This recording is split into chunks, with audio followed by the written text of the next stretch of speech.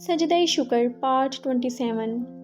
वक्त किस कदर तेज़ी से गुजरता है इस बात का अंदाज़ा आज उसे बखूबी हो रहा था। 1 साल से ऊपर होने को था मगर वो अभी भी यहाँ की आदी नहीं हुई थी। ये हवाएं आज भी मर्ताब के लहजे की तरह सर्द थीं। सर्द मोहरे की दीवार उसकी तरफ से हमेशा से कायम रही। मर्ताब से लड़ना और उलझना छोड़ दिया था। इस बात से हमेशा यही याद रहा कि इंसान की आदत नहीं बदलती अगर वो खुद ना बदलना चाहे। वक्त पर लगाकर उड़ता गया। उसने खुद को मर्ताब की सोच के मुताबिक ढाल लिया मगर कभी कभी उसका दिल अपना सुकून खो देता था और फिर से जिंदगी एक बोझ की मानिंद मालूम होती थी। उसे पाकिस्तान कभी भी याद नहीं आया था। उसने उसी दिन नंबर बदल लिया था और हैदर को भी मना कर दिया कि वो इसके हवाले से कभी पाकिस्तान बात ना करे। मर्ताब तो महीने में कई बार नंबर बदलता था। इन दोनों के औकात अलग थे। मर्ताब सुबह उठते ही ऑफिस चला जाता और फिर रात देर से वापसी होती। 1-2 बार ताया ने उससे बात की थी मगर वो कोई खुशी जाहिर ना कर पाई। इतने महीनों में जो चीज़ शिद्दत से उसने सीखी थी वो अल्लाह से मोहब्बत थी और एक साथ जिसको उसने हमेशा अपने लिए हमदर्द और खैरख्वाह पाया वो दीदा का साथ था। शाम में घर लौटी तो मर्ताब नहीं आया था। कपड़े बदले और किचन का रुख किया। रात का खाना बनाकर वो कुरान लिए अपने कमरे की खिड़की के सामने वाली कुर्सी पे आ बैठी। उसे सूरत रहमान बहुत पसंद थी। अर्रहमान अल्लामल कुरान खलकल इंसान। तिलावत करते हुए आवाज़ बुलंद होती जा रही थी। मुकम्मल पढ़ने के बाद उसका दिल चाहा कि वो फिर से पढ़े मगर मर्ताब की वापसी का वक्त था। वो बदमज़गी नहीं चाहती थी।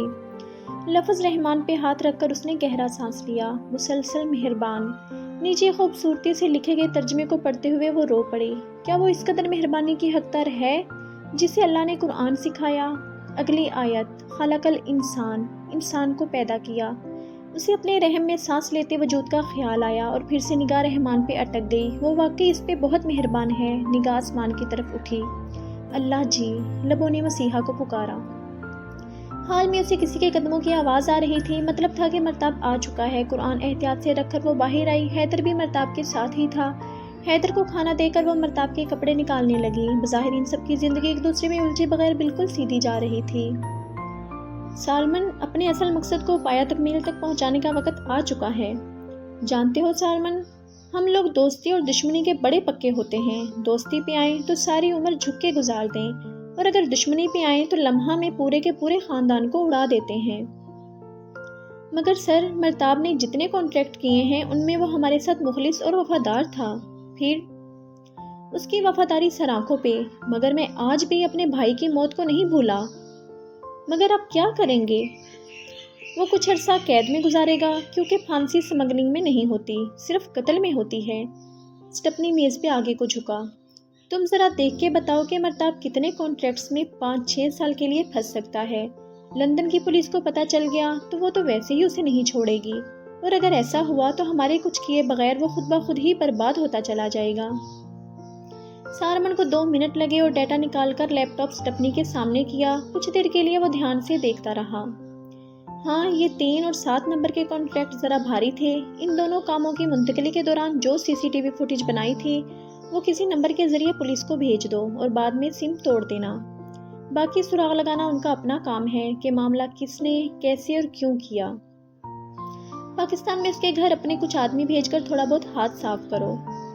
सर, वो यहाँ है और हमारे आदमी उसके पाकिस्तान के घर में क्या लेने जाएंगे? सालमन ने हैरानगी से पूछा। उनके घर वालों को भी कुछ बातें बावर करवानी हैं कि बेटे को इतनी आज़ादी देना अच्छी बात नहीं। मुझे फिर भी समझ नहीं आ रही, वो उलझा। बस मर्ताब से बदला लेना चाहता हूँ और ये कि वो मदद के लिए पाकिस्तान राब्ता करे तो उसे किसी किस्म की उम्मीद नज़र ना आए। और सर, उसकी बीवी, उसको मर्ताब के इन मामलात का पता होगा। वो ज़रूर कुछ ना कुछ जुगाड़ कर लेगी। मर्ताब की बीवी, हमें औरत ज़ात से कोई गर्ज नहीं। तुम ऐसा करना, उसको 3-4 दिन के लिए उठवा लो ताकि उसके पीछे ही पुलिस मर्ताब को पकड़ ले और जब ये मसला सेंटर जेल में पहुंच जाए तो उसे बाहिफाजत उसके घर छोड़ देना। ऐसे में वो कुछ भी नहीं कर पाएगी। स्टपनी की हिदायत के मुताबिक अगले 2 रोज़ के अंदर सालमन ने मर्ताब के पाकिस्तान वाले घर में अपने लड़के भेजे। सुबह का वक्त था। रशिया और जवाद साहब डाइनिंग टेबल पे बैठे नाश्ता कर रहे थे। 6-7 लड़कों ने घर के अंदर दाखिल होते ही तोड़फोड़ शुरू कर दी।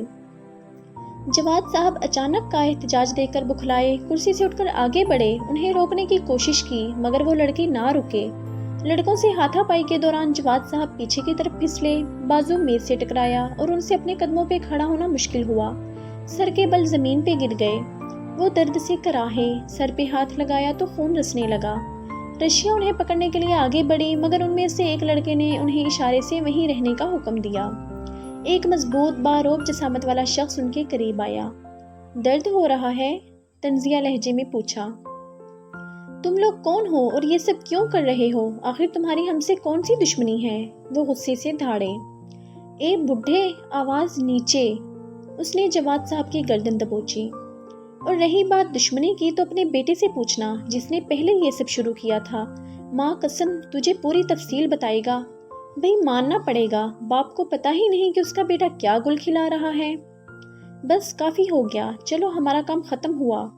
وہ انہیں کہہ کر باہر نکل گیا۔ باقی لڑکے بھی اس کی پیروی کرتے ہوئے وہاں سے چلے گئے۔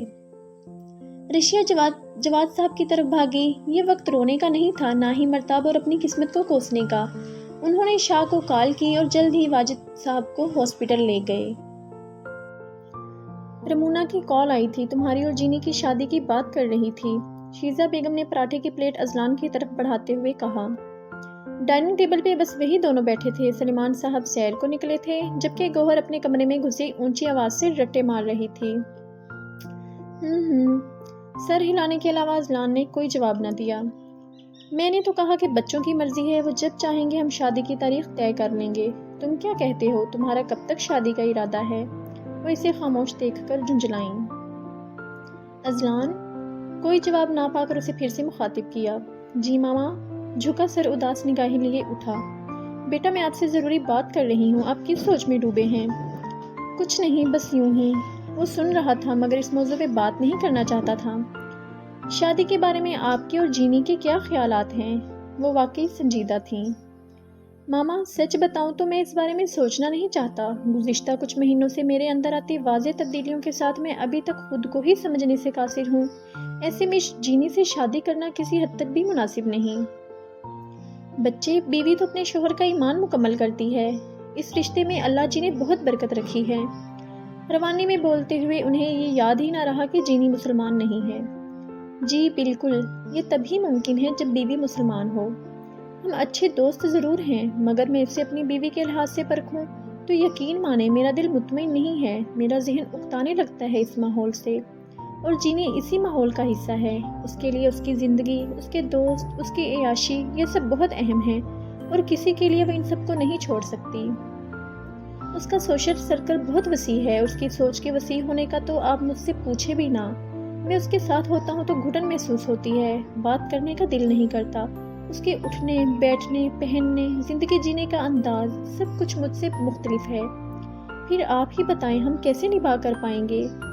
مجھے سیدھی سی بیوی چاہیے جس کی آنکھوں میں حیا ہو، پہننے اوڑھنے میں تمیز، اور لہجے میں وہ سکون ہو جس کی تلاش میں میں مارا مارا پھر رہا ہوں۔ شیزہ جانتی تھی کہ اذلان کا یہ فیصلہ غلط تھا، اور آج اس کے منہ سے اس بات کا اقرار بہت تسلی بخش تھا۔ ان کے چہرے پہ مسکراہٹ ابھری۔ منگنی ہونے سے پہلے میں نے تمہیں یہی سمجھانے کی کوشش کی تھی، مگر خیر دیر آئی درست آئی۔ تم جو بہتر سمجھو، میں تمہارے ہر فیصلے میں تمہارے ساتھ ہوں، بابا بھی کچھ نہیں کہیں گے۔ شیزہ نے اسے تسلی دی۔ اس نے گہرا سانس لیا، اسے لگا جیسے جسم سے کوئی بوجھ اتر گیا ہو۔ شام میں امان اور شہیر مرتاب کے نمبر پر کال کرنے کی کوشش میں لگے رہے، مگر مرتاب نے آج شاید کسی کی بھی کال نہ اٹھانے کی قسم کھا رکھی تھی۔ آفس سے تھکا ہوا گھر آیا تو موبائل سائلنٹ پہ لگائے سو گیا۔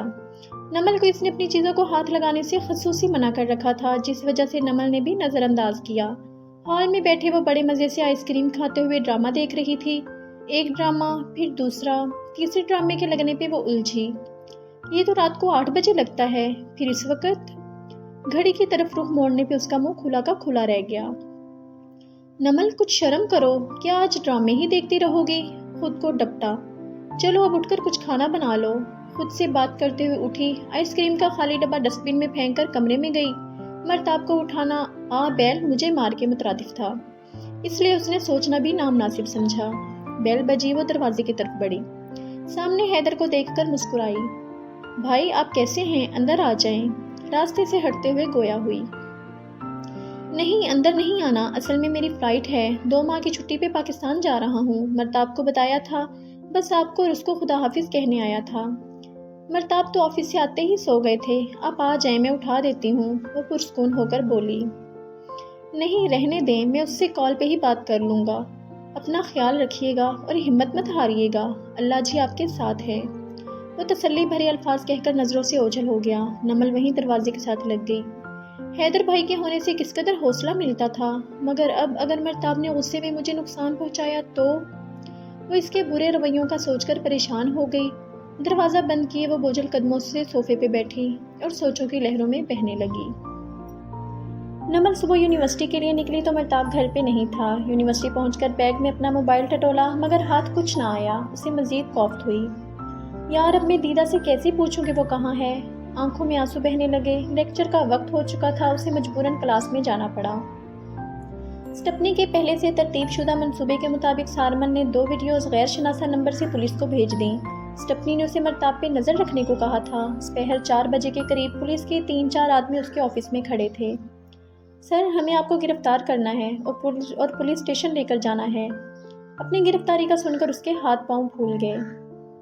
یہ آپ کیا کہہ رہے ہیں؟ میں نے کیا کیا ہے؟ آخر کوئی وجہ بھی تو ہوگی یوں گرفتار کرنے کی، وہ چیخا۔ آپ یہ پولیس اسٹیشن جا کر پوچھ لیجئے گا، ہمیں صرف آپ کو وہاں لے جانے کا حکم ملا ہے۔ اس کو بازو سے تھامے اپنے ساتھ لے گئے۔ اسٹیشن پہنچ کر اس کو وہ ویڈیوز دکھائی گئیں۔ وہ جاگتی آنکھوں سے بربادی کے ساتھ ساتھ اپنی موت کو بھی صاف دیکھ رہا تھا۔ اسے جیل میں بند کر دیا گیا۔ کچھ گھنٹے وہ شدید صدماتی کیفیت میں رہا۔ ہوش آئی تو بڑی مشکل سے اجازت لے کر حیدر کو کال ملا دی۔ اس ملک میں ایک وہی تھا، اس کا ہمدرد، اس کا ساتھی، مگر نمبر بند ہونے پہ وہ سٹپٹایا۔ نمل کا نیا نمبر اسے زبانی معلوم نہ تھا۔ اس نے پولیس کو کہا کہ وہ اس کی بیوی کو بلا دیں۔ اس کی اتنی منت سماجت کرنے پہ وہ مان گئے۔ سینئر آفیسر نے اپنے ایک بندے کو اس کا پتہ بتا کر اس کی بیوی کو لانے کے لیے بھیجا۔